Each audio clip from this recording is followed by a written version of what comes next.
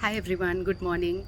I've come for my morning walk today and I had this urge to share a very important message with you.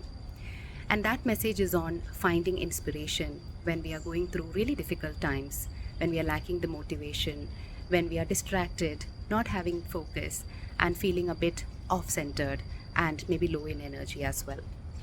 But before I share my message with you, I want to give you a moment and ask you, what are different ways in which you find your inspiration when you are feeling that way, when you're feeling low?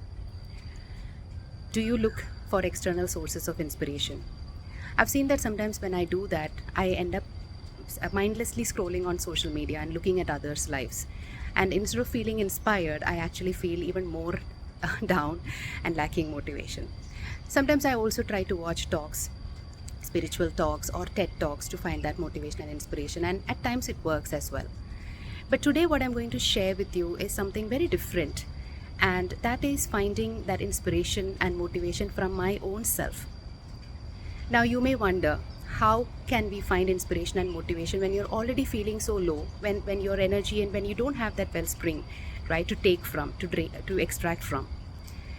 And it is possible by going back to a time in your life, right, when you were on a high, when you were doing things well exactly as you wanted, when you were happy, when you were joyful, when you were focused, when you were achieving things. And these phases, I'm sure you will be able to find, because life is full of ups and downs.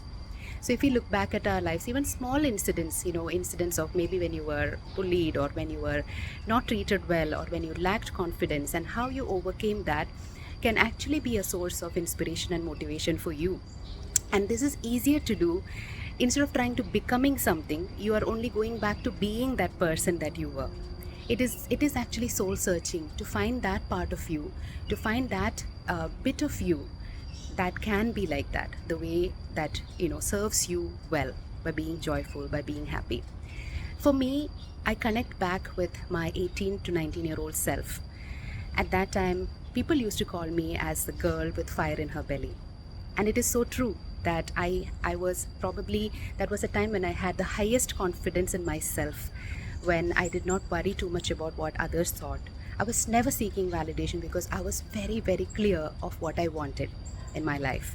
And I went through a lot of challenges during that time, like falling sick multiple times, and I still emerged as the university topper, academic topper, for the first time in my life, through clear focus, clarity, and and belief in myself.